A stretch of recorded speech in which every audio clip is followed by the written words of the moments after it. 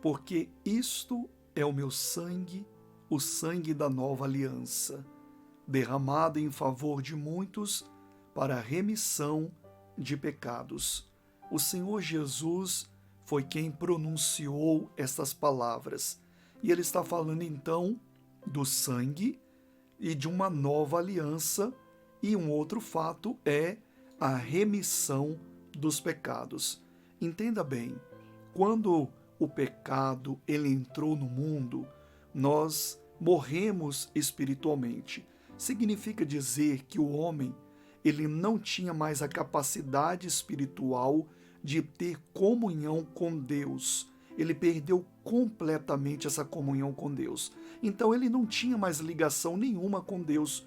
Era completamente afastado da presença de Deus. Estava completamente, melhor dizendo, afastado da presença de Deus.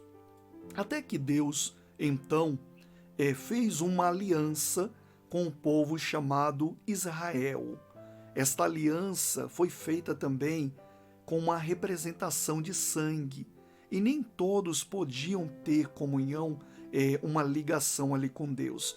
Apenas alguns sacerdotes da tribo de Levi é que podiam entrar no tabernáculo, que era a representação ali da casa de Deus, onde então eles ofereciam sangue de animais, de bodes, de bezerros, enfim, e esse sangue então redimia aquele povo do pecado, e o sacerdote tinha aquele contato com Deus e outras pessoas escolhidas por Deus também, como profetas e outros mais. Mas o ponto-chave aqui é nós notarmos que o homem, ele, para ter comunhão com Deus, ele precisa novamente se ligar com Deus. E Deus fez então essa aliança antiga com o povo Israel, com Israel, tá? Para que através dessa aliança e através da remissão dos pecados,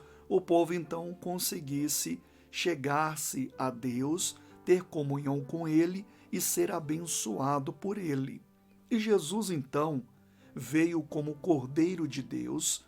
O João Batista, quando avistou o Senhor Jesus pela primeira vez, ele falou: eis ali o Cordeiro de Deus. Então ele veio como essa representação da antiga aliança, como o Cordeiro, para ser sacrificado, e ele foi sacrificado, ele foi crucificado, o sangue foi derramado, e nessas palavras que nós acabamos de ver, das pronúncias de Jesus, prevendo já a sua morte, ele disse que este sangue que haveria de ser derramado, ele seria para a remissão dos pecados. Então, quais são os fatos importantes sobre o sangue?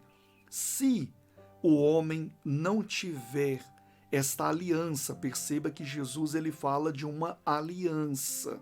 O que é aliança? Por exemplo, eu tenho uma aliança aqui no meu dedo, representando que eu tenho um compromisso com uma pessoa. E eu então me casei com ela e nós temos agora este compromisso.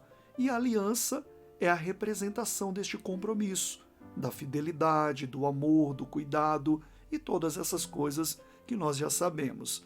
Então, o Senhor Jesus disse que quando o sangue ele fosse derramado, haveria de ter uma aliança. Aqueles que creem, aqueles que passaram a crer, eles fariam uma aliança. Como que é essa aliança? Essa aliança está baseada na aceitação do plano de salvação. Quando você recebe Jesus como seu substituto, ele morreu em seu lugar, ele sofreu as penalidades do pecado em seu lugar. E quando você recebe então você aceita esse plano de salvação e faz uma aliança com Deus, recebendo Jesus como seu Senhor, como seu Salvador, como o seu substituto, você está aliançado agora com Deus. E o sangue que foi derramado, ele vai te redimir dos seus pecados, ou seja, você vai ser absolvido da condenação do pecado. E aí o resultado é a salvação. você está salvo, porque o sangue de Jesus, ele passou a te purificar e você então está ali absolvido daquela condenação.